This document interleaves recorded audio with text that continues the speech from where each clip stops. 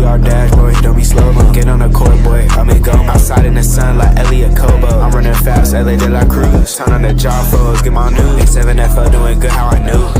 All-Pro JAFFos, the All-Pro, Jump Talk Sports, they speak facts. You talk smack, you get sacked. Come tune in, sit in chat, sport you like, they speak all that.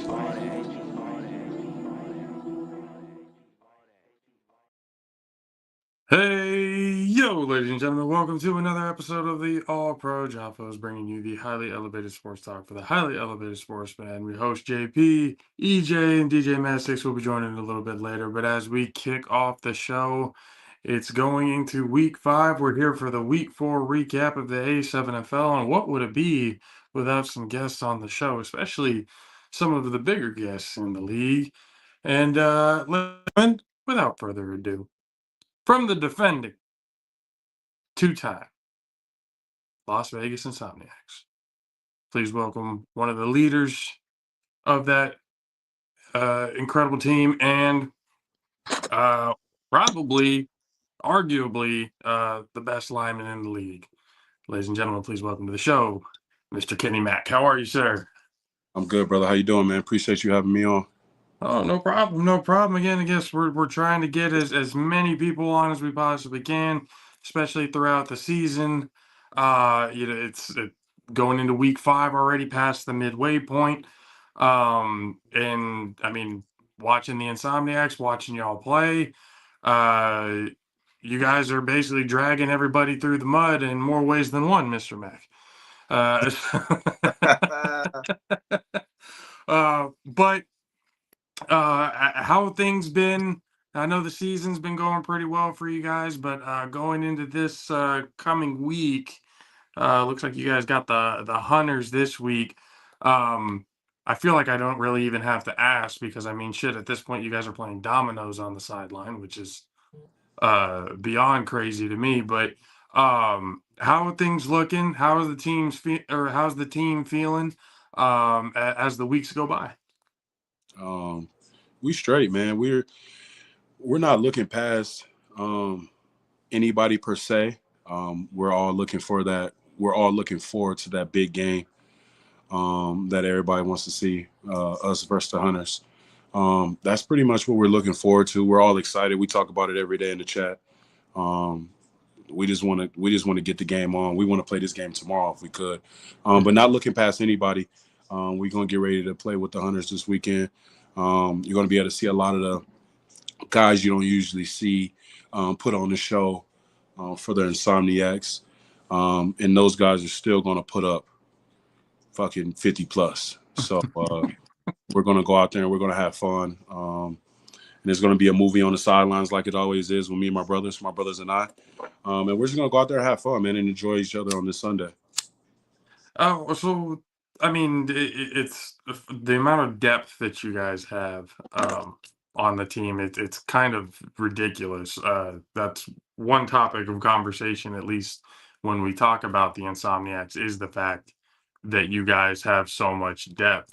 We've talked to Munchie, we've talked to Scooter, we've talked to different people either on the show or offline, and I was more of the I gotta ask you as well, when it comes to bringing in, I guess, more competitive balance to the division, um, obviously more recruiting, more, everything like that needs to go down. But for you and how you've seen the Insomniacs operate, is there any tips that you would give the other teams in trying to get this division even more off? I mean, congratulations to the Gold finally getting their first win, Yeah. as a franchise. So that's a big step up. There's good things to be had, and there's a lot of things that I see that's trending in the right direction. Mm-hmm. But then it just, for some reason, somehow, it just kind of almost 2 steps forward, or 3 steps back type of thing. Understood. I think the individual team owners have to recruit outside the league. I know it's already been said, but once you recruit outside the league, that opens the door for you to be able to bring other guys in that we don't know, that we've never seen, that probably have talent, that can help everybody's team. I feel like those guys that people overlook, they should give some of those guys a chance because some of those guys could change a team. I say like Will from our team, Megatron. He's been overlooked for what, 2-3 seasons now, and now he gets with us, and everybody's like, "Oh, this kid is crazy." He's been crazy. He just wasn't in the right situation to help. It's hard to do it when you have to do everything. When you got to play corner, you got to play wide receiver, you got to throw the ball, you got to go play quarterback. That shit's hard, bro. Than letting somebody play in their natural position, and just let them flourish. You got Prime outside the league. Joey, our new cornerback, outside the league, and he's been around the team for a while now. It's just like I said, just going out and recruiting those guys that you know are ballers, and that also can play a role. That's a big part. And everybody always say, "Oh, you guys in Insomniacs, y'all recruit everybody." But if Will could be on the field every single down, you think he wouldn't be on the field every single down, playing both ways of the ball. But he stepped in and understood the role, understood his job, and he's flourishing at it. And now he's getting more opportunities on the team because everybody trusts him. It's a different thing when you're able to trust ball and be able to move around with those guys because you trust them. Jeremiah, for some reason, and it's my dog over there at the goal, but he trusts every single one of those guys with anything. If he's getting blasted, I don't know if you've seen that touchdown he threw. He was getting blasted. Still released the ball across the middle of the field because he trusts his wide receiver. Everybody always says, like, the Insomniacs got this, and Insomniacs got that. But we all trust each other. And when we fuck up, it's not just like, oh, you get it next time. We all let each other know, like, motherfucker, you missed that block. You suck. On the field, off the field, we talking big shit. You're going to pitch your head down from when you fuck up the play all the way to the sideline because we're going to talk shit. But that's our only way to make sure everybody stays locked in. If you fuck up right now and we all fucking 30 of us get on your ass, you ain't going to make that same mistake again. If you do, you're not going to play. It's that simple. It's the accountability factor is always big for a successful team. And everybody has to look at that. Everybody can't be okay with being here. Everybody got to, like, push themselves to be here. That's the only thing different from our team and everybody else's team. And, you know, we're all friends and shit. We all just better. Yeah, that should be the quote. Friends are just better, find better. Regardless, just anything that Munchie says, apparently they're turning into some sort of meme. We coining that shit straight up. But it again, you know, when I watch it, and you know, I had talked to Derek Duncan a little bit about this on the sidelines because I mean, I feel like, especially myself, when it comes to observing and looking at the league, not just as like an analytical standpoint to it, I look at it in a sense of, you know, kind of trying to hold people accountable as well. So when I'm saying this is what I'm seeing, this isn't good enough, they need to do better, and I'm getting pushback on it, it's one of those, okay, y'all don't want to take it, you don't want to you don't want to hear the bullshit, but y'all are doing nothing to fix the bullshit.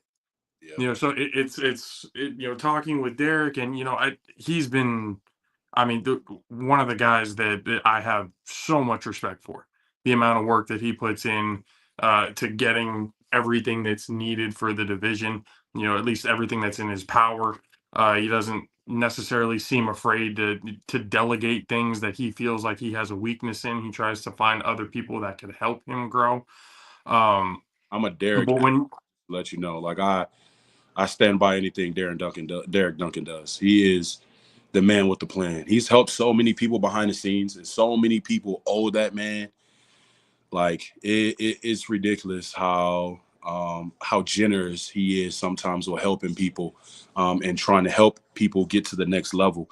Not just during the league. He's worked with me outside of the league on helping other people. And he take his shirt off for every one of those clients that he has. And most of them, he gets nothing in return but appreciate you or thank you. So kudos to Derek once again. I am a huge Derek Duncan fan. Him and his family have blessed so many people and blessings to them as well. But yeah, my bad, JP. I just had No, to. no, no, no. It's. I mean, it has to be said because it just he's that type of guy that I know looks out for everybody in the league as much as he possibly can. And that's why I know, like, when I'm giving feedback and he comes back, especially essentially defending the entire division, which I don't expect him to do otherwise. I expect him to do exactly that. I expect us to have a football conversation. It doesn't get like that personal, all that bullshit, but it's talking about football and how to make everything grow, and seeing him defend it and go like, we're doing this, we're doing that, and it's going to get there. He had to point out, he's like, you guys didn't think the Insomniacs were. I was like, you're right, we didn't at one point, but opinions And change it is not because just a one-team thing with Derek. He's not a one-team pony. no, Like understood, 100%. he looks out for everybody. He brought in Stone Kid to compete against us. Like he's trying to make the league as best as possible for this side of the world and try to up that competition level. He is working day and out to recruit people from over there. I mean, he had a couple guys from the other side of the world trying to come over here and play with certain teams over here, and he was just trying to get those teams to just level out and get everything back rolling the way it should be to have competitive football every Sunday.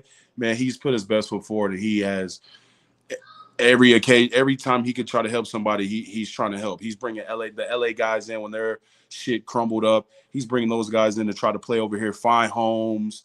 Like he's super solid, man. These guys got to take their hats off and show a little bit more respect to Mr. Duncan and his wife. Yeah, no, for sure, because again, every time I talk to him, it's a good conversation every time. You can just tell by talking with him, like, he is a genuine human being. Some of the flack that he gets, I hear it, but based on my personal experiences and then talking with people like yourself who have dealt with him on a day-to-day basis, some of the shit talk is more of the you just don't know. It's his opinions, bro. Because if that man has 40K right now, and he can dispose that 40K, and you say, "Look, I'm a life or death situation. I need that 40K." That man gonna give it to you. Not saying you motherfuckers go hit him up for $40,000. I'm just saying if it's a life or death situation, and Derek has it, he's gonna try to bless you. And it's just him. If he's down 20K today, and you walk up to him and be like, "Hey, how's you doing?" Bro, he's going to be a ray of sunshine. He's never going to let you know he's down 20K. He won't be like, "Fuck, I just lost 20 bands." He's going to be like, "Man, everything is good. How you doing? How's the family?" He's just like that every single day. Every time I see him, he's like that. And it's hard to find people like that. It's hard to find people to do business with like that.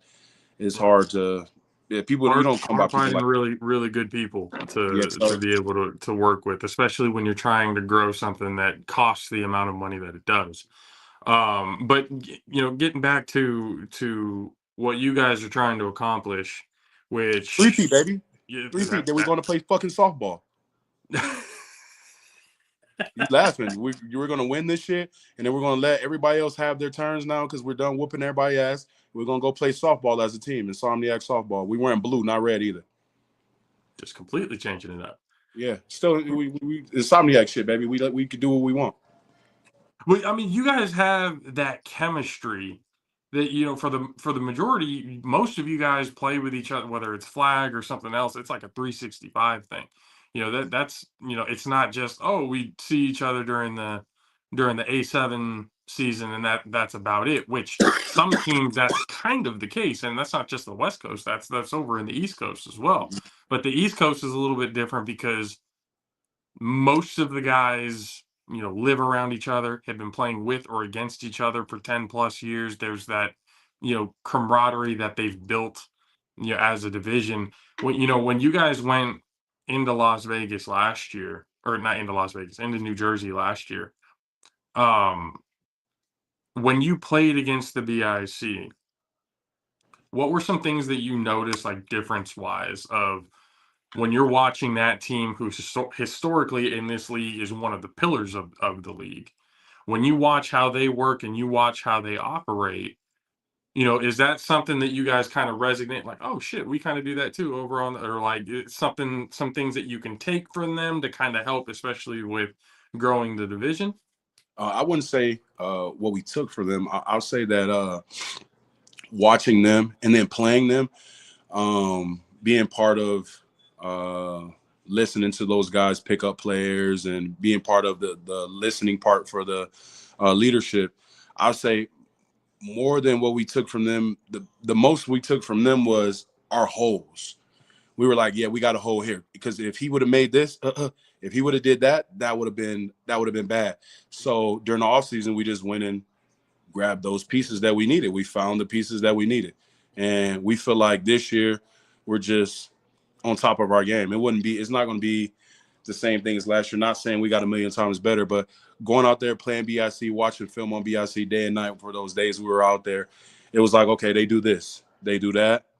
Okay, we need to exploit this. We need to exploit that. And then in the game, everything happened the way it happened, and we came back to the drawing board. Not even, I say those guys are talking like not even fucking 2 weeks later. Like, we need this, we need that, we need this, and then we'll be able to go over there and fucking do what we want. And we feel like we went and grabbed those pieces, and we feel like we ahead of the curve, because all those pieces kind of like just gelled in, kind of like just became part of the team. You got Will, Moses, Prime, a few other guys that just came in and understood their spots. And then you had the OGs really step up this year. You got Chris, you got Fresh Out, you got AJ, of course. You got Reeves playing in the middle like a monster, tackling people with his face. You got Jimmy. Everybody is kind of understanding what it takes to be to the next level, and we're all here. You got Shadow, who took a back seat because he knows kids are coming in and they're hungry and they're moving, and he's able to put those kids in positions, or put those young men in positions to win. And he's like, fuck it, I'm gonna wear this hat now. You know what I'm saying? I'm gonna jump in when I want to jump in. And it just works for us because everybody knows what it takes. We may seem like we're all assholes because we are, but we all know football and we all love this game. So we're all willing to take sacrifices to make sure everything goes as planned. We all willing to make sacrifices to make sure that this shit doesn't derail before we want to go play softball. And that's the common goal. I have looked at that, too, just the fact that the majority, if not the entire team, at minimum 3/4 of the players that are on your team are all coaches. So Yes. you have that. There's not just a player's insight, but there's a coaching insight on how to break things down, how to do the adjustments, second half adjustments, all that type of stuff. And we don't have those like inside arguments where you see people arguing on the sideline. Scooter yelled at me this week because I ran the wrong route when I went to wide receiver, but I told him I wanted to fucking fade ball because I wanted to burn the corner. And he was like, fucker, no, you almost got me hit. I was looking for you on the slant. I'm like, right, you're right, my bad. Other people would have took that shit a little bit personal, and they would argue because he was cussing me the fuck out. I ain't saying everything he said, but like, you got to be able to take those conversations when we get back to the sideline, because there's nothing personal at all. We all just love this game so much, and it's just the way it should be played. If you don't have no savviness about yourself, you're not going to make it on this team, because we talk shit every day to each other. You think we're trolls out in the public? We are horrible in that group. No, I've seen it. I've definitely seen it. It's more of taking the constructive criticism, which is that point of how you Yes, sir. build a strong team, accountability, being able to take as well as you can give. Yes, sir. And not being able to take it personal and everything else like that. So when you guys, the one thing that I look forward to in this league is the point in time when they start doing more interconference play during the regular season. I'm pretty sure I already know the answer to this, but if it got to the point where you guys were, not just playing the Vegas division, but you guys were taking on East Coast guys, 3-4 times a year type of things, actually playing those better quality, the BIC, the U, the Animals, Renegades, Watchmen, all of those teams. How do you guys think you would fare? I know a lot of them said, 20 by 30 every game, undefeated I understand the mindset. I'm gonna just say, I'm gonna give you the breakdown of the points. You know, the coaching side of it. We travel very well. Saw that. We move as a group very well, and when we're traveling, I like our travel session more because when we travel, we had practices. Like we were out there at the park cooking. You know what I'm saying? Like, and motherfuckers really getting hit. We're really going through everything. Screens, motherfuckers getting put down. And I think that the way we move as a unit will always help us prevail. And of course, I could say we're gonna beat everybody by 20, but I think that there will be good games. But us being able to play serious the whole time, those games change a little bit because now it's not like we're playing everybody over here. We're playing everybody over there, so it's a different mentality. And we got to come back with the dub. Like I don't think it's an option for us to take a loss over there. So we have to come back with the dub. So those games would be way more serious, just like it was with BIC, just like it was with the Nightcrawlers. Those games become serious and we all lock in. And I think that we will prevail. I'm not going to say we're going to beat everybody by 20 and 30. It's going to be some close games in there. But I think that we just pull it out in the end because we stick to what we do. We are who we are. We're going to always be who we are. We're always going to run the ball. And when we take the top off of it, we have, and I'm just my opinion, we have the best wide receiver crew. And I think we have the MVP on our team this year. It's just that we've been bullshitting. Once we go playoffs and Davik is on the field every single time and everybody gets a chance to see what he can do and how, like, he is an incredible athlete, bro. That shit is going to prevail this year. He's not hurt. So it's going to be a different ball game when everybody really locking in and we're not bringing in all type of different looks and everything for everybody, that we're playing around with everybody, bringing different offenses in and stuff in the middle of the game. It won't be like that. You know, we all lock in. I think that we will just prevail because of how we move and how we are as a unit. It's just we never look like we're gonna lose. We never feel like we're gonna lose. And when we're down, we're all over there like, all right, guys, let's turn it the fuck on and let's go win this game. It's never a doubt. Being able to turn it on like that, and seeing Davik Clark, especially when got to see him in person in the championship in Bullhead, like you absolutely right. The dude is a hell of an athlete. He is it's just smooth. When you watch him play, and when you see receivers like that, it's like that's a deadly dude. Like that is a guy that if you're not careful, he could torch you for 3-4 touchdowns, over Back to back, 150 a one play. game. Just easy, like that. He can do it. So I mean, you guys obviously the focus is what the focus is. Going for the three-peat, getting that, going to play softball at the end of all of it. Unless they tell us that it's going to be interleague games. If they say that it's going to be interleague games, then you might keep a couple of us around. So you're saying more of, if you guys get the three-peat, that Insomniacs, like, as a team, like, no more? Yeah. Unless A7? Unless they I know you like, motherfucker, are you serious? No, I'm dead serious. We're gonna, unless the only way this team will go is if the young bucks want to keep playing, and then we're all just gonna go out there and coach. But if they say legitly that, oh yeah, it's gonna be cross-season games, y'all gonna have 4 or 5 games this year, and every game is gonna be this team, this team, this team, this team, and this team. You got them this many months to prepare, then you might see the whole Insomniac team still out there. But so we're gonna maybe not the Insomniacs as we see them. Oh, I'm no, sorry. I'm trying to process they say, this in my head as because we're all. I'm speaking from what I think. We're all competitors to the max. And if they say y'all playing this team, y'all playing Renegades week 1, you week 2, Animals week 3, fucking BIC week 4, and this is the last game of the season, then we're gonna come home and figure out how we doing playoffs. Yeah, we fucking rocking because we're all competitors, and we all gonna be be like, it's one more time to prove it and shut all this shit down and then leave. But if it does not happen, if that just doesn't magically pop up out of nowhere, then we're just gonna keep it real and go play softball as a unit, man. What's the point of keep doing this shit if we're just gonna keep smashing teams? I mean, during the regular season, if the like I said, if the division isn't getting any better, I can see that, yeah, and you're only playing the East Coast once once a year and it's in the championship, I can kind of see where that gets boring. But Yes, sir. I'm trying to because again, y'all leave,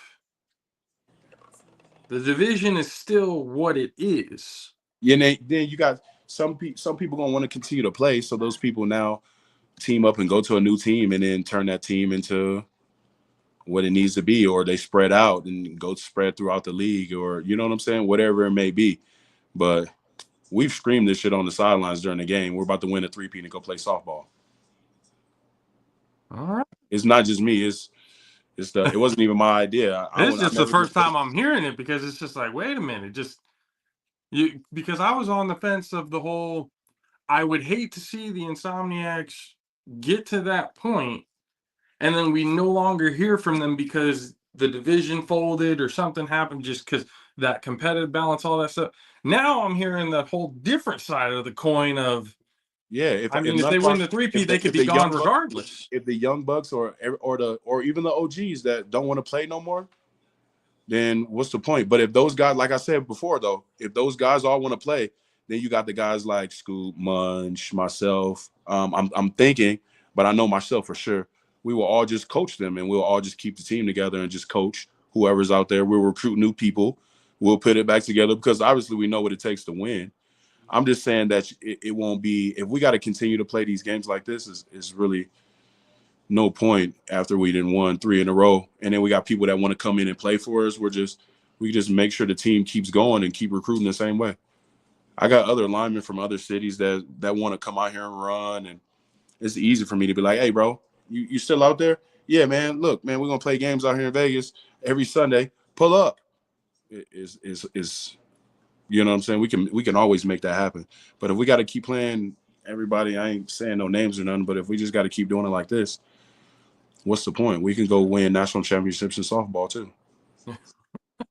I mean, I hope it doesn't get to that point. But if the way I'm hearing it is, at least like the Insomniacs as we know it, most of the top guys, the pillars, as you would say, of the team, essentially retire. This team is still here, but y'all come back, either as a coaching capacity or whatever. That, to me, I'm like, okay, that unless seems they say, a little bit more. Unless they give you guys that now, unless they give us a national schedule, then because we're all competitors. I know I can be like, hey, fellas, I haven't. Like I said, I haven't even talked to the team about this, because we know it's probably never going to happen. But if it does, we're all such competitors that I'm pretty sure you'll see the Insomniacs, and we'll go for a 4-peat, and then we'll be done.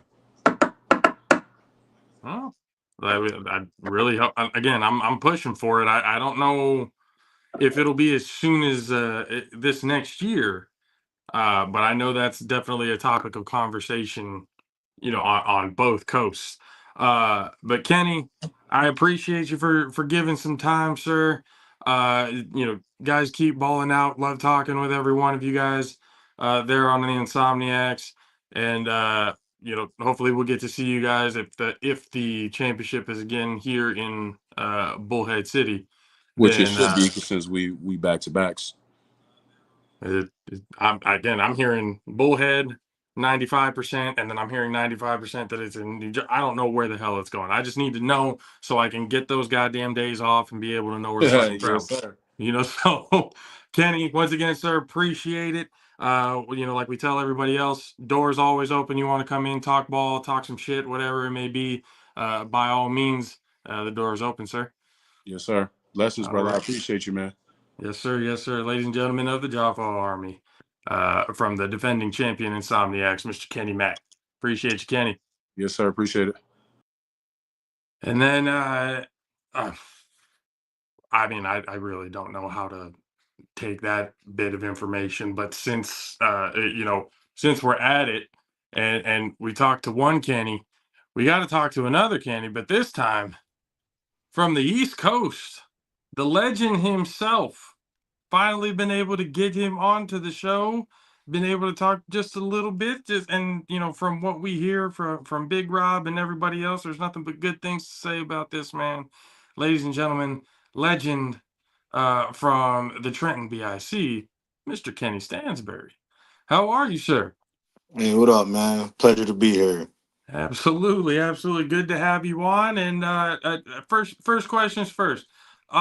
That extra point, you had the biggest shit-eating grin on your face that I have ever seen. It was fucking obvious you were getting Um, the ball. I So, mean, I ain't do nothing my quarterback told me to do. He called the right play. I mean, the hole was wide open, but I don't know. It was some dudes to the left. They looked scared, so I just ran that way. It seemed to work out. it seemed to work out. Yeah, I mean, first you had Big Rob dying on commentary. That was funny to hear, and it's just because we don't really get to see too much of you on the field. It's most like the a coaching capacity, and so like what was kind of the why were you on the field this game? Was there anything in particular that oh we're kicking ass. Let me go Oh, get this well, extra point one time.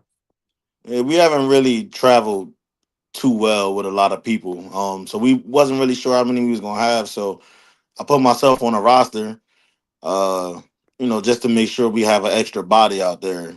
And long story short, we, had more than we thought. We were having a lot more starters. We had our core out there, so it was a no excuse mentality. And we Mhm. wanted, we coming off some close games, wanted to just have some fun. And once we got to that point, I started trying to, put it in people's ear, like, yo, let me get the ball. Like, let me see what happened. But yeah, it was really just about going out there and having fun, and we love going down there. Love going to Baltimore. It's like the atmosphere is different, like always. The camaraderie, the shit talking, it's just different. So that's why I was on the field. We just wasn't sure how many people was gonna be there, and since I was already on a roster and already dressed, we up 1,000. Hey, Fuck it. Get in there and get one. right. But so like I mean, you mentioned the traveling, and this is one thing that I've mentioned pretty much to every East Coast guy that I've been able to talk to.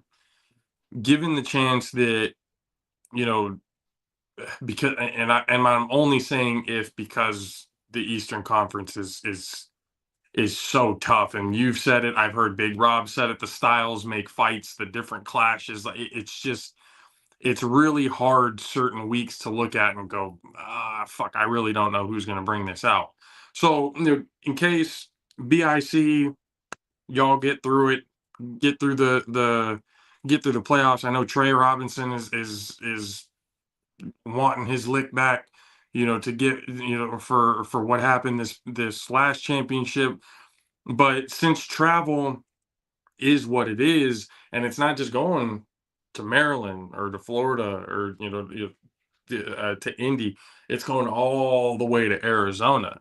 So like how do you think y'all would fare having to come that far? Is that something that you guys are at least in the mindset of we need to make sure that every person, all hands on deck, make it to that game? Yeah, I mean, I can't speak for no other East Coast team. But as far as BIC, when we make it there, we're gonna be full staff. Like we got to go get our lick back. I mean, they came in our trap. They took what they came for. 1 point or not, a loss is a loss. So we still feeling that.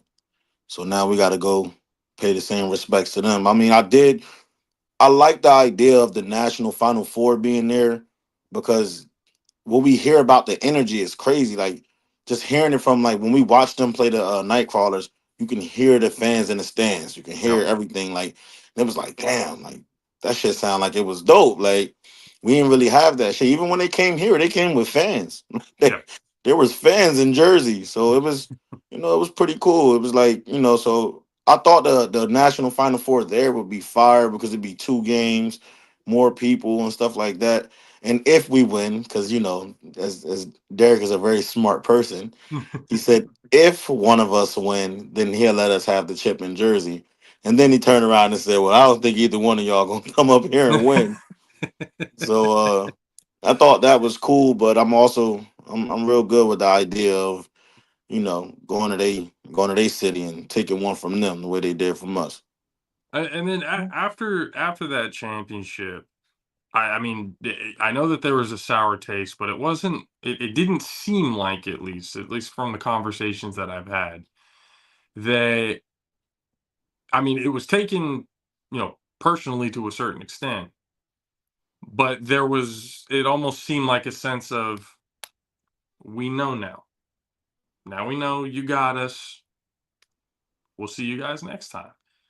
So after that game, or at least from what you saw from the Insomniacs, um, what were some things that you saw that either impressed you or thought that, oh, maybe the hype was too high, hype was too low?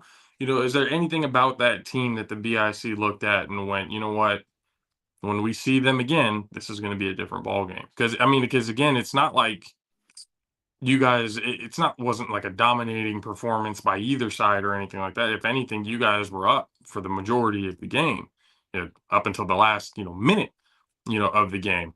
So that's why I'm trying to get the mindset of this team now going into it, or how the feeling was at the end of that game.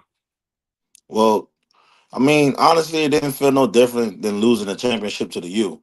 See, the thing about BIC are we not East Coast strong or West Coast strong or Jersey rules. I mean, with all due respect, fuck everybody else. That's not us. So it's I can't even say with all due respect. If you're not on our team, we don't care about you. So we're not Jersey strong or Baltimore strong or Vegas. So it didn't feel no different than when we lost to the U. I mean, losing a championship is rough either way, however you look at it. And as far as the Insomniacs go, I genuinely felt like they hang in there. They first of all, their defense impressed me. Um, the offense pretty much did what we thought they were going to do, and honestly, I held them to what I thought we were going to hold them to. The defense definitely made more stops than I thought they would. I think that dude name is Doug McQuaid, the DN. AJ McQuaid. Yep. AJ, yeah, that dude. I said Doug, that's from that movie. But yeah, but that dude AJ, he impressed me. He impressed me. High motor, was coming around the edge like a fucking monster all game. That was impressive. The kid Danye, with the goofy Yep. name. He impressed me too. Like locking up Ashanti is just not something you see ever. So I think if anything, their defense really impressed. Oh, and the kid Munchie. Yep. The kid Munchie impressed me too. He's a lot stronger than I thought he was. And you couldn't tell on film. With all due respect, the film out there isn't as great as it should be. Like, Mm. not only do they deserve better film, it's harder to watch than our film, which is weird because last year we had a bunch of teams that didn't deserve the film they got. And meanwhile, you have one camera over there set up in somebody's bleachers with the wind blowing. Yeah. So yeah, it was like you couldn't really tell how strong he was on camera, but when he was here, I mean, he was like crashing down on the ends, coming in motion, crashing down on the ends, and then you could tell it was like, oh yeah, that kid's kind of strong. So and that's really what impressed me. Honestly, I feel like we were the better team. I genuinely do, and I feel like that. I feel like when like you said, styles make fights, man. So they was able to watch us and know our weaknesses. I applaud their coaching staff for knowing that if they can stick around for a long time and get us to make a mistake, that they could, ultimately win the game, and that's what they did. So, hats off to them. But I mean, still fuck them niggas. But But so you've been in this league, for a good amount of time. From when you started to now. Um, One, did you think it would ever get to this point? And two, how far do you see this league going? no, hell no. I didn't think it was gonna get to where it's at now. The amount of talent. I hear a bunch of old guys. They be like, "Yeah, man, if our team was in this league now, we would dominate." I'm like, "No, you wouldn't. You would get blown out by 60." Like the talent is on another scale than it used to be. It used to be more of a brute sport. Mm. Like, it was a lot of heavy teams. Jay Roller with 300-pound running back. He used to give me the ball. I just told my team that. I was surprised. I never ran the ball a day in my life until A7. He used to say, "Stansbury, come run the ball."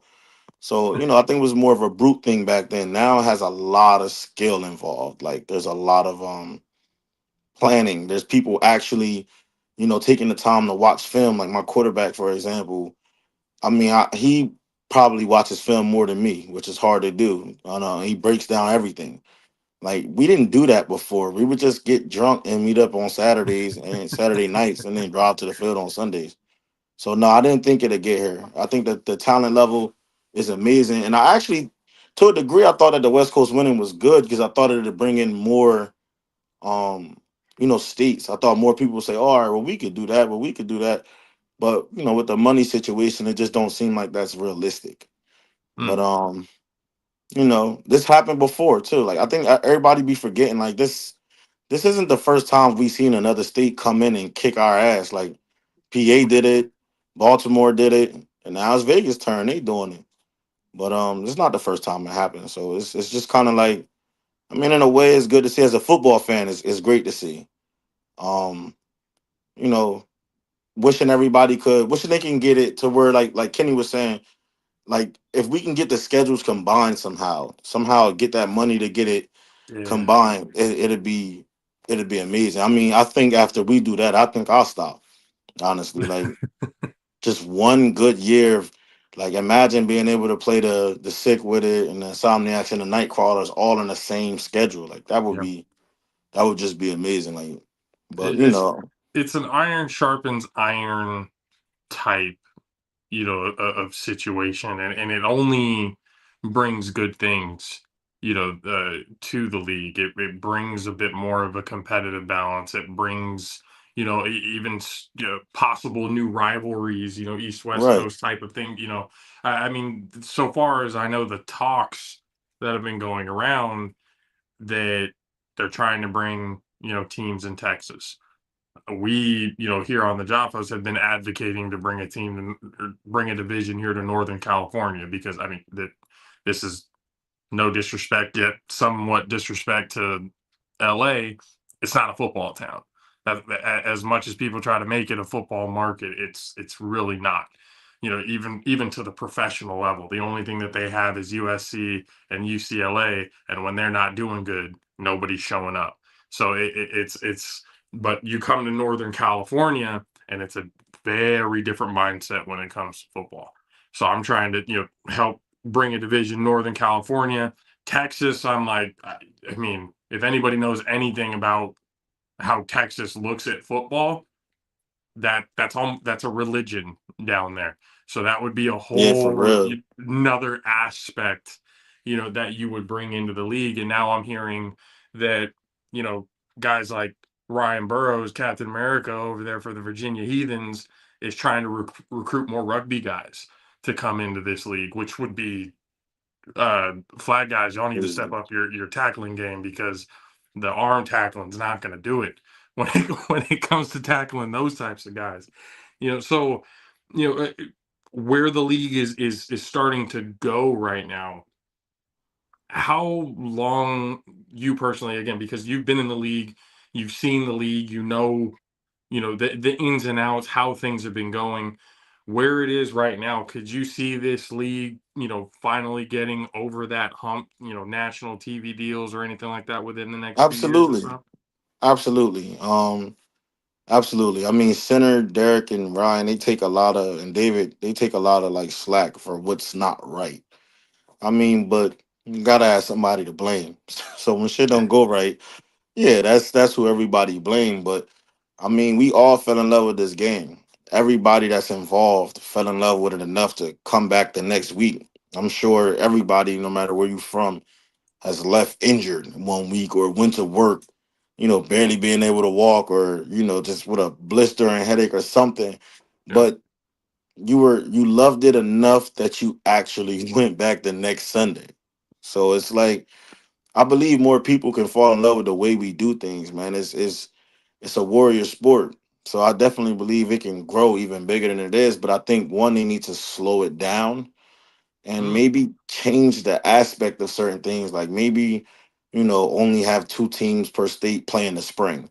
So that way all the budgeting can go to traveling and, maybe have every other team play like in the fall. I think one of the owners, I think Derek said something like that. Like, everybody can put a team in the fall, but come the spring, maybe it's only two Jersey teams and two Pennsylvania teams, stuff like that. And so that way everybody can actually play everybody You know, that would almost shake the landscape, especially historically for the league, because you've had teams, BIC, the U, the Animals. I mean, the Watchmen they've had their separate when you had the rare breed and uh, God, I'm blanking on the name right now, but rare breed, the Immortals, all these other different, there's historical aspects to this league, so I'm thinking that, I mean, I like that concept of having two teams, per state, but then you have, what would the rosters look like? You would have each team have it would be almost 50 crazy. man, It would 50 be man plus crazy. rosters. That That would be, but those games that happen would be amazing, bro. Like I think every week would be like a championship game. Like tuning into those games, like can you imagine like half of Jersey? Look at all the talent in Jersey. If they split all the top talent into two teams, I mean, Insomniacs are pretty much that for Vegas already. But imagine that all the other talent went to another team in Vegas, and they actually played on the same day, same field. Like, bro, that's worth traveling for. Like to go see that in person and be in that atmosphere. Like that would be crazy. So and it but would like I said, definitely bring like that hometown, the city coming to coming together to go, right. like almost like it has in the professionals. You have a couple teams in each state, that go and represent as a whole, nationally and everything. I mean, that That would would be crazy. shake things up, and that would be very interesting to see. I mean, I'm more interested, at least for East Coast, to see what teams would stick around, who would go where, because again, there's so much talent top to Yeah, I bottom. don't have a structure for it, but honestly, when this was town beef, you hear a lot of people say, "Oh, it was a lot funner when it was town beef," and it was really because it was less of business and it was actually town beef. Like you had guys from different part of Jersey's playing with their cities. So the Sayreville guys was with them, the Newark guys was with Newark guys, the Trenton guys was with Trenton guys, and we would literally battle the next town. So that's how it was. And even looking at the history of like the league, when Baltimore first came, they was really good, but they had a lot of teams. When those teams condensed and a lot of the talent joined the Gators, they won a championship. PA did the same thing. They had a lot of teams, a lot of teams. When those teams condensed and all the talent went to the Immortals, they won a championship. When Vegas first came in, they had more teams. They were getting their ass kicked in Jersey. But when the talent condensed, the teams condensed, and the players went to one team, they won a championship. That's why I say, like, a lot of people forget the history. Like, this isn't the first time out of state teams have came in and dominated.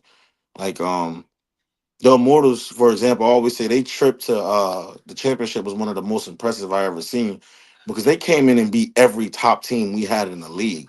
Like their entire playoffs were literally the top 1 through 4 teams. And they not only won, but they beat our ass. like and then won the championship. That's why I always say it was like to me, it was one of the most impressive things I ever seen when they did that. But history repeats itself. So I think it'd be cool to see. That would be very interesting. Condensing the leagues to where you could start focusing the money more on the travel and everything that kind of go. You can use the fall instead of a fall brawl. It's almost like you're trying out type of thing. Right. For to see who's going to go to what team or like that's a very Even if interesting they took the concept. 2 championship teams, so maybe I mean if they did a fall brawl and whoever makes the championship, those 2 teams will represent, that state, or however they decide to structure it. I just think it's too much money going in places that it shouldn't go. Hmm. And if we were able to slow it down and, get better ideas and really focus on just the travel, like Kenny said, the national um, it was to the point where at one point BRC was really talking about funding ourselves to go over there. I even called Derek and had a conversation with him, and it wasn't just because we were bored as per like the Insomniacs are, but it's because we wanted to play comp. We wanted to be over there and experience that and play, teams that we felt like was worth playing for real. Yeah. I Um, mean, again, once that concept comes to fruition, once it gets down to you start having that interconference play, the games that we're gonna see. I mean, if people were excited for what they've been seeing lately, that would just throw it to a whole different level for the league. And I mean, once things are said and done for yourself, when it comes to playing and everything else like that, do you see yourself kind of stepping in, maybe like an advisory role or something like that, to be able to kind of help? I mean, I've always looked at this league as uh Olympic type of style that I again, this is no necessarily shade the flag guys, but flag football compared to A7, when you look at it on an international level, the A7FL is way more relatable than flag football is, because it does almost have a mirror image of you're playing rugby, but with football rules. Because with the no pads, no helmets concept, you got the full 100-yard field. The hash mark to the sideline is a little bit more condensed, but you have to do that because it's 7-on-7. But I always looked at it as, if this league can get to where we can see it going, it could replace flag football at the Olympic level, because I Yeah. think more international teams would be able to look at it and go, "Ooh, we can do that. We can play that." So I mean, I I mean, think honestly it go with the times as well because it's like it. I mean, there's no way to sugarcoat it. It seemed like the farther we go and the older I get, it seems like the world kind of gets softer and softer. Like, I mean, it really sucked seeing flag football as the all-star game in the NFL when it was something I used to get excited about as a kid. Watching all the stars get to play with each other and see, who was going to do what. And then, like, even with the basketball game, they're saying like it's just getting to the point where it's pointless because nobody's actually playing. It's like it's just the world seems to kind of just get softer and softer. But what I can say though, a lot of these flag players or people that we think are just flag players, they also play semi-pro. They just right. don't say anything. So they come in and you think, oh, they can't tackle, but oh, they've been tackling. They just, they're just known for playing flag. Like a lot of those Baltimore guys, they play 3 games a week. They'll play flag on Fridays or Saturdays, play semi-pro on Saturdays, and then come play A7 on Sundays. But I mean, and that's tough on the body. oh yeah, The game of football is not an easy sport to play 3 times in one week. Trey Once a Cohen, week Baby can Joker, already be K Rack, brutal all of enough. them. You know, Yeah, they once a all do that stuff. Yeah, so that, I mean, hats off to them, because again, that's something that's not easy. And I mean, and when we talk about soft, and especially people who look at this game, because I'm not even gonna lie, the first like before we really started covering the league, and when I first saw it, the first commercial, the first thing that you saw is somebody getting blown the fuck up on a crackback block. Shit, I was one of them people on that highlight. So Fucked I'm up. looking at it going like, Fucked up. oh, people are dying in this league. Like, people are actually this is NFL, or this is blitz the league. This is what that is. But then you start looking at it and the analytics of it. I mean, there's bumps and bruises, there's injuries that comes with the game, but it's nowhere near as if, Not even collegiate close. NFL, like concussions, all that. It's not even anywhere near close to that. I've only seen 2 major injuries in my entire time in A7, and one of them honestly was a little dirty. I'll say 3. One of them was a little dirty. The other 2 were like kind of big mishaps. But I mean, I've played semi-pro. Actually, when I found A7 with Stilltown Beef, I was playing arena ball for the Philadelphia Soul, and I used to have to put a mask on to play in Hold on. Town You played Beef. for the Soul? Yeah, I played for the Soul. Then I might, one of those I used to go watch the San Jose SaberCats all Okay, the time. all So like, and my mom's favorite team was the Soul, because at one point they were owned by John Bon Jovi. But that's a whole right. different thing. That's pretty crazy. That's pretty crazy. Yeah, I mean now I could admit it, but me and my brother, we used to have to like put mask on and sneak to A7. And it was like, yo, people used to be like, why are y'all doing that? And I told him it was just kind of nothing like we've ever experienced. But I've seen so many more injuries in arena, semi-pro, and even some in flag. Like I had a receiver break his foot actually a game before the season this year in flag. I had another receiver and or running back come with gashes in his head, stitches in his head. Once again, actually the same day. And I ain't gonna say no names, but a rival team's quarterback, starting quarterback, hurt himself in the same day, right before A7 opening day, the Saturday before opening day, March 15th. And I think with this game, because of the fact that it's no pads, it forces you to think logically when you hit. Because when you got pads on, it's a heat-seeking missile. Reckless abandon, I'm putting my body into yours, and whoever wins, wins. But if you do that in this game, you're almost guaranteeing yourself to get hurt. Oh, You for have to sure. be a smarter, and that's one of the things that I give to a lot of the players in this league is the IQ level. And for some people, it's surprising, like, oh, like, they're doing this. How do you say that these guys have a high IQ? And that, trust me, you have to have a high IQ to play this game. One, because it is very fast paced. You got 7 on, you got to be able to look in. Most quarterbacks don't have the 3 seconds, 4 seconds like you would in a regular game. Why? Because you got a full defensive line in your face within a second and a half, maybe 2 if you're lucky. And then on top of that, defenders, again, the smarts of being able to tackle properly, to avoid those types of injuries. And it's just everything that kind of goes into it has been nothing short of impressive to me. And how you guys have, carried yourselves, throughout the entire process. So, I mean, that's where I look at it and go, it does get a little frustrating sometimes when I look at, the bullshit that happens, the brawls, when all that other, the extra shit happens when it shouldn't be happening. Because when you look at this league, you look at it of, man, this could really be something. We just got to iron out some pieces here and there, being able to hold every single person accountable without getting into the personal feelings type of stuff.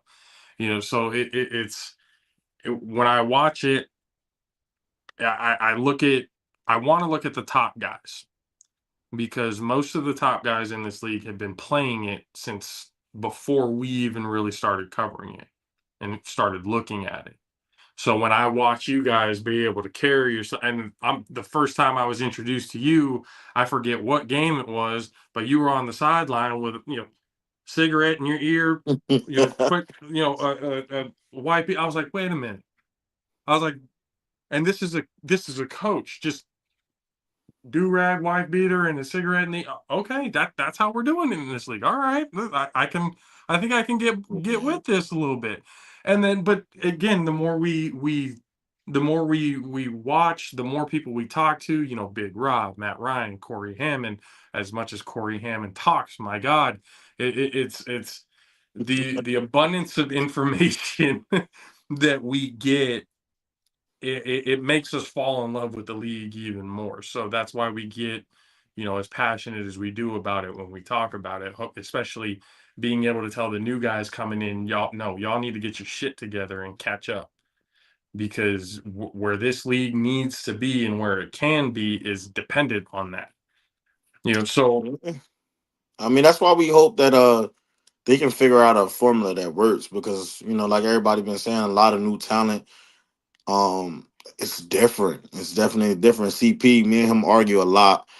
We like a lot, but it's mainly because I think that he thinks the West Coast tastes like Honey Nut Cheerios, but that's neither here or there. But the one thing he did say that was correct is the league needed a lot more talent, right. and he was right. When they came in, when everybody came, the animals went and got people. They look decent. They look great, but I mean they're gonna lose Sunday, but whatever. Uh, I mean, it That's is what gonna it be a is. hell of a game. Kenny, Yeah, that's gonna be a it's gonna hell be of a fun. game. It's always fun. They got a lot of young boys on there that I got a lot of respect. Manny's a dog. KP a dog. DT a dog. I mean, everybody else type suck, but oh my bad, Kwani and Maury, they dogs too. So I told somebody on Facebook today, I got about 5 people, and there you go. Coaching against my brother Ann over there running the defense. So it's gonna be a beautiful loss for them. Like it's gonna be one of those hey guys, we did our best. It's gonna be pretty cool. But it's a lot of new talent. Like the Renegades look good. Those TMU boys got with the Renegades. The dude serve, he's nice. Like the Heathens look good. The Buzz still look like the Buzz. But it's like so if new talent continue to come in, maybe the Insomniacs might not want to walk away. Maybe if that happens on the West Coast as well. And if y'all can get a team in Cali in, like there's a lot of ballers in Cali, like Yeah. so yeah, if y'all can get some more talent over there and we can get some more talent over here, man, it's definitely sellable. You can sell this. Ryan, I love hearing Ryan talk about the game for real. When Ryan DePaul get to really like when he gets in it, like he don't even catch himself doing it, but he will. Like we was in Ohio, I told him, I'm like, man, look, we got about 13 people and it's raining ice. I don't know what the fuck to do. And he was like, man, you gotta just fucking play this shit. He gave me a speech, sent me a video of a film from like 2009, and he was inspired for me, and it inspired me. Like it really hyped me up. My wife's telling me to shut up in the hotel room. But yeah, like I know this is sellable. I know that what we're doing can definitely blow up.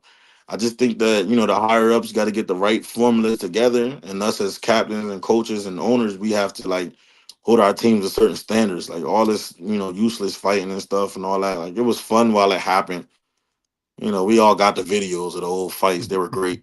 But if we could stop all of that and actually get uniform, which for the first time I don't blame on the teams. I more or less blame the league for the way they did it this year. But Mm. yeah, if we can get uniformed and look good and not fight, I think you can sell this game 100%. Like you said, it can be an Olympic level game. Yeah. No, and I keep telling, like, with all of the different, somewhat weird sports and stuff that they put on Sports Center and ESPN, it's like you're not going to sit here and convince me that cornhole is more exciting than this fucking sport. Like that, Really. there's nothing that you can do to tell me that that fucking ice skating or anything else, like really anything that they put on there, why the A7FL only has a couple of viral clips here and there a year, to me, that doesn't sit well, so that's why we try to, or we're at least trying to at least get as many people on the show we can, talk about it more, being able to present things, so that more people can get out and see it. And when we got guys like you, especially ones who have been here, veterans of the league who have seen it, can kind of give a little bit of a history lesson so people can know what it is that they're watching. I mean, that's always a plus, in the process. So, Kenny, appreciate you, sir, for coming on. Like we told, Kenny Mack, like we tell everybody, anytime you want to hop back on, talk some shit, talk some ball, whatever it may be, door's always open, sir. Appreciate you Yeah, for giving your time. I appreciate you having me, man. Thanks. And good luck this weekend, sir. Definitely don't need it, but we're gonna be all right. All right, man. Thanks for having Yes, me. sir. Absolutely, ladies and gentlemen of the Joffo Army, Kenny Stansbury, Trenton BIC.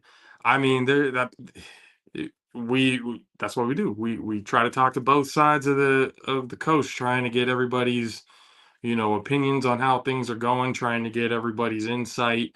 Obviously a little bit of a shit talking, before the games and stuff. This coming Sunday, week 5, is going to be another barn burner. We only had 5 games this week. You had, starting it off, you had the BIC taking on the Buzz 64-12. I mean, Sterry Codrington throwing for 7 touchdowns. He probably could have thrown for 10, but I mean, they were just having fun at one point, enough so to where, you can go and check out on the social medias over there on Jaffos TV, watching Kenny Stansbury going rumbling and bumbling for that 1-point conversion. The QC crush, giving a fat goose egg to the Octane, which, I mean, the Octane started off strong in the beginning of the year, and just kind of there was just a dip. I know they have a couple of players that are hurt, and maybe that has something to do with it. But I mean, Indy's definitely got to turn it around, because they've got good potential on that side. But QC Crush going in there and handling business 41-0. Then you had the Insomniacs taking on, and I'm going to use this pun, dragging the Silver State Stealth 48-0. And it was just it was one of those games. I mean, once again, uh, not being taken serious, too much by the Insomniacs point. They're playing dominoes on the sideline. That's that's trolling on the next level. That's very different. I've never seen that. But the Insomniacs always find a different way to, and whether it's celebrations, trolling, what I mean, you had Munchie last year doing a fucking sideshow after a touchdown. So I mean, there's the Insomniacs impressed me with their celebratory antics, to say the least. Then you had, God, I mean, a hell of a game between the Renegades and the Watchmen. Stylistically, I mean, what the Renegades have, especially with Small, and I know the last name is Small, but there is nothing small about this man. He was doing it all, both sides of the ball, offense and defense, catching, running, tackling, doing everything that he possibly can to help get the league, or get the team, forward. But I mean, the Renegades got a lot of good, players there. They've been doing pretty well, and the two losses on their record are 1-point losses. Against two really good teams. Beginning of the year, losing by 1 point on a failed 2-point conversion. So that close, and then this one, Baltimore, they had momentum. I mean, the Renegades had the majority of the momentum, I would say, the first half of the game. But then, John Gauze coming in, connecting with Pack Money on that touchdown. And after that, it just kind of seemed to, the momentum, even though as the game went on, it was kind of a defensive battle, that you can tell that the Watchmen at least had, if there was a momentum meter, and it's at the middle, it was probably just a smidgen in the Watchman's side. And then, as they took the lead, and then, that forced the Renegades to go tie it up heading into overtime. Renegades struck first, but they didn't convert on the on the championship points. Some would say that holding call was a phantom holding call on that extra point.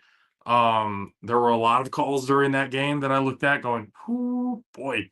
I mean, could be, and this, we're talking both sides of the coin. There was a catch that was made that, I mean, holy shit. You have Rob going nuts. I was looking at it going, I mean, it was ruled an incomplete pass, but once again, you can go on the social medias there on Jaffos TV, there on Instagram, uh, uh, or TikTok, and it's there. It's labeled catch or no catch, but the majority of people, including myself, believe it was a catch. One cheek equals 2 feet, so that's what happened. But they didn't challenge it. you know Commentary was saying they couldn't, but then a lot of people afterwards said that they could have, but they didn't. So there's a whole, back and forth there, but there was a lot of really good things coming out of that. And the Watchmen, needed that, especially after what happened with the Animals the previous week. So it was a good week of football, good games, uh, 2 blowouts, or 3 blowouts, really. Um, but there's a lot of good things that are going on. When you watch this game, when you watch these teams going in and battling it out every single week, there's progression every single week, which is great. And for the Gold, sorry, I completely missed the Gold. I have to give the Gold their flowers. Finally, um, since their inception, have not had the benefit of getting the W, but this Sunday, finally, getting a 25-14. I was talking to Mizzle. I was over with Mizzle at his house, watching the games. And first week, they had 0 points. They played the Insomniacs, they had 0 points. The next week, they had 12 points. The next week after that, they had 18. And I said they have to get 20 points or more for it to be progression. And not only did they get the 20 points or more, they got 25, including a dub, ending it on a pick six. When the Hunters were driving and getting down like that, that was also a really, really good game to watch. It was one of those that you felt something was going to happen. You just didn't know what.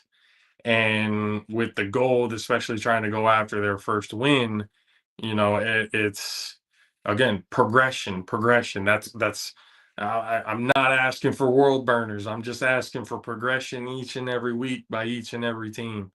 Again, styles make fights. Things are going to happen. Any given Sunday, anything can happen. But as long as everybody gets better as the weeks keep going, man, sky is the limit for this fucking league. There's so much shit that could happen, and I like it. I really like what I'm seeing, and it's becoming more and more entertaining as the weeks go on. And we're going to talk about it more on the Friday show, especially what's coming up this weekend, because holy shit, do we have a lineup of games, especially highlighting one that I know a lot of people are talking about and will be talking about up until the day of and the day after. It's going to be a highlight reel type game. It's going to be one of those where you're not going to want to miss it. You're not going to want to miss it. That's really all I can get, out of it at this point. But I just know that it's going to be a war, and it's going to be one that I'm going to be very interested, tuned in to watch. Got more than 5 games, so got a whole slew of games coming in on the 13th. So if you've been here, appreciate you. Kenny Mack, Kenny Stansbury, got both Kennys, from each coast, here on the show today. Both legendary in their own right. Hopefully, I know Kenny, said what he said. I'm still kind of harping on that. Kenny Mack, saying like if they win it again, that they're not gonna be in the league anymore. But I'm taking that as he's talking about certain players, not the organization as a whole.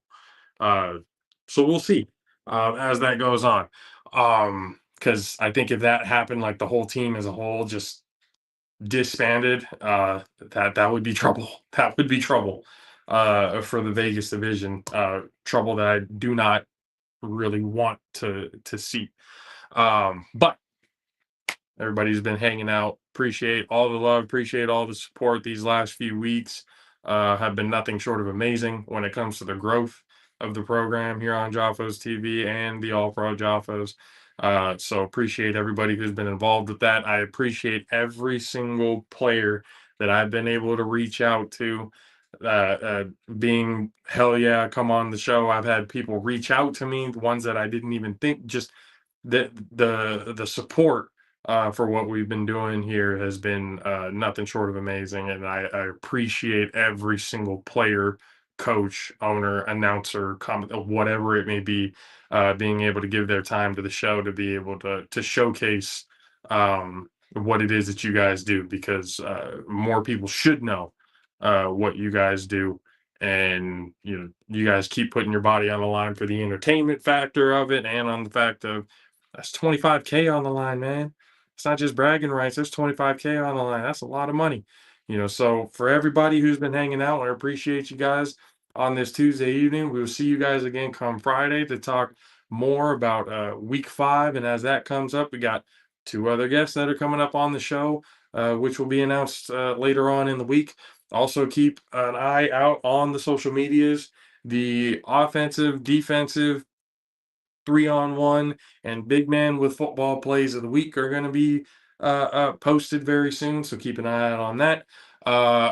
There's a hold on the montage, or the touchdown montage, right now, because the Gold and the Hunters went through some technical difficulties. Well, we didn't get to see 2 of the scores. It was a 3-on-1 score by the Gold, and I believe just another regular touchdown by the Hunters. But the full film is going to be re-uploaded on the A7FL, so we'd be able to see those moments. So once I can get those 2 touchdowns in, so that the full montage can be done, that will be posted hopefully before week 5 comes around. So at latest, if we can get that posted by Friday, that would be ideal. Ideally, we'll try and get it sooner, but Friday is looking like the date where the touchdown montage for week 4 is going to be posted. More A7FL stuff in motion on A7FL.com and on YouTube. Go check that out. For Wednesday here on Jaffos TV again. If you're a little bit of a nerd, most of the football guys and stuff that are watching here, probably not, but if you are, Bosch Initiatives, the Sable Knights coming in Wednesday night tomorrow for session 11. So be there for that. And then once again, Friday. And then Saturday, I know we keep saying it, but I'm pretty sure this Saturday we're going to have ourselves a Ring Psychology podcast episode because myself, Mizzle, TG, we will be in the building for the go home show of Monday Night Raw, the Raw before WrestleMania here in Sacramento. So that's going to be awesome. Hopefully we get to talk about that this Saturday. So yeah, stay tuned, like, subscribe, be a friend, tell a friend, let everybody know. Get down to JaffosTV.com. Get all your merch, the 420 gears, all in there. I know most of the motherfuckers on there smoke.